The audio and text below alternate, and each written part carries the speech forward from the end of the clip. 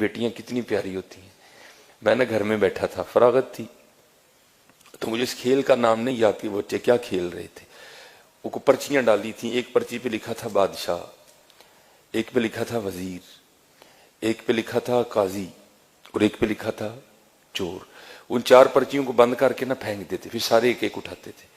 अब जिसके हिस्से में बादशाह की पर्ची आई वो बादशाह बन गया, जिसके हिस्से में काजी की आई वो काजी बन गया, जिसके हिस्से में वजीर की आई वो वजीर, और एक के हिस्से में आनी है चोर की। तो फिर जिसके हिस्से में चोर की पर्चियां आनी है उसके लिए फिर बड़े सख्त मामला आते हैं। बादशाह सलामत उसको जो चाहे हुक्म दे।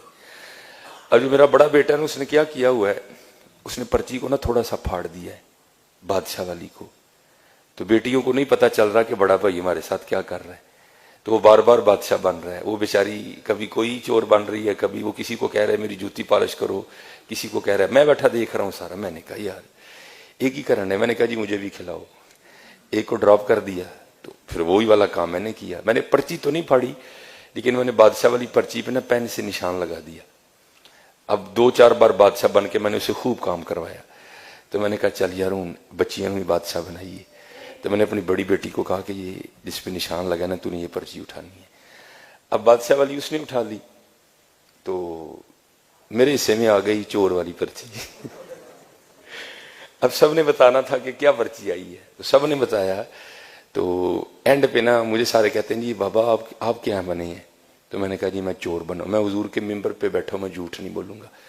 मेरी छोटी बेटी रो पड़ी और मेरे गले लग के कहती मेरे बाबा चोर नहीं है। मेरे गले लग के रो पड़ी। खुदा मिंबर पे बैठा हूँ हुजूर के, मैं झूठ नहीं बोल रहा। हालांकि मैं ऐसी बातें नहीं सुनाता, ये आपकी दिलजोई के लिए सुना रहा हूँ कि बेटियों के लिए कभी ऐसा फिक्रा नहीं बोलना। ये रहमत होती है। मैं मिंबर पे बैठा कह रहा हूँ, मेरा अल्लाह गवाह है इस बात का। हाँ मैं ऐसी बातें नहीं सुनाता। वो मेरे साथ लग के ना रो पड़ी, हकीकतन रो पड़ी, और कहती मेरे बाबा चोर नहीं है। ये रहमत है। बेटियों से मोहब्बत करो।